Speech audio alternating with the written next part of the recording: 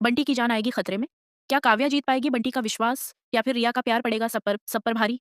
सूरज और ईशा के बीच लगातार बढ़ते झगड़ों और तनाव को देखकर महिका घर छोड़ने का फैसला कर लेती है। उसे लगने लगता है कि घर में चल रही सारी परेशानियों की वजह कहीं न कहीं वही है। इसलिए महिका सबकी नज़रों से बचते हुए ब्लूटूथ के पास अपनी एक चिट्ठी छोड़कर घर से निकल जाती है। ईशा ड्यूटी से वापस लौटती है और आते ही सबसे पहले महिका को ढूँढने लगती है। जैसे ही ईशा महिका के कमरे की ओर जाती है, तभी ब्लूटूथ उसके सामने आ जाता है और महिका की छोड़ी हुई चिट्ठी ईशा के हाथ में दे देता है। चिट्ठी पढ़ते ही ईशा के पैरों तले जमीन खिसक जाती है। ईशा की आवाज़ सुनकर सूरज, ताइमा, काव्या और घर के बाकी लोग भी वहां पहुंच जाते हैं। पूरी सच्चाई सामने आने के बाद सबका शक सीधे आकाश पर जाता है। सूरज खुद को ही महिका की हालत का जिम्मेदार मानकर पछताने लगता है, क्योंकि महिका उसकी जिम्मेदारी थी। इसके बाद सभी लोग महिका को ढूंढते हुए दूर मार्केट तक पहुंच जाते हैं, लेकिन किसी को भी पता नहीं होता कि महिका आखिर किस रास्ते से आगे गई है।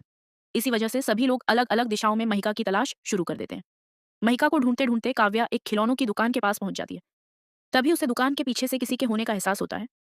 काव्या तुरंत दुकान के पीछे जाती है और वहां महिका को देखकर घबरा जाती है।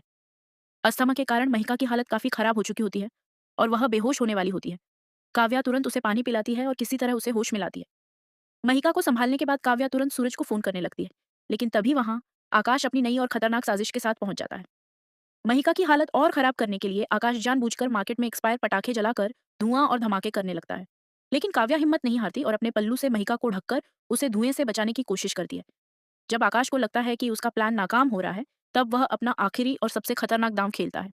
आकाश अपनी जेब से दिवाली में फोड़ा जाने वाला एक सुतली पटाखा निकालता है। वह जानता था कि अगर ऐसा पटाखा किसी अस्थमा के मरीज के पास फट जाए तो उसकी जान तक जा सकती है। बिना एक पल सोचे आकाश वह खतरनाक पटाखा काव्या और महिका की तरफ फेंक देता है। पटाखा हवा में उड़ता हुआ उनकी तरफ बढ़ रहा होता है। काव्या अपनी सारी उम्मीदें खोकर महिका को कसकर गले लगा लेती है।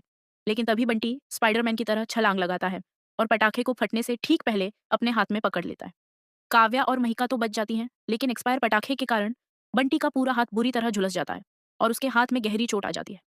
काव्या तुरंत बंटी के पास पहुंचती है और अपना दुपट्टा फाड़कर उसके घायल हाथ पर बांध देती है। लेकिन पटाखे में मौजूद केमिकल के असर से बंटी कुछ ही देर में बेहोश हो जाता है। तभी वहां रिया की एंट्री होती है।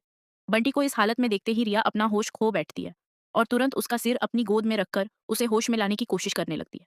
इसी बीच सूरज और ईशा भी वहां पहुंच जाते हैं और आखिरकार सभी को बचा लेते हैं। लेकिन इस पूरी घटना के दौरान काव्या ने रिया की आंखों में बंटी को खोने का डर और उसके लिए बेइंतहा प्यार साफ देख लिया था। अब सबसे बड़ा सवाल यही है कि क्या काव्या रिया के इस प्यार को देखने के बाद अपनी शादी से कदम पीछे खींच लेगी? क्या बंटी और रिया का प्यार फिर से एक हो पाएगा? और क्या आकाश अपनी इस साजिश की सजा से बच पाएगा? अपनी राय कमेंट में जरूर बताएं। दोस्तों, अगर आपको ये एपिसोड रिव्यू पसंद आया हो तो अपने प्यारे चैनल को सब्सक्राइब करें और वीडियो को लाइक जरूर करें।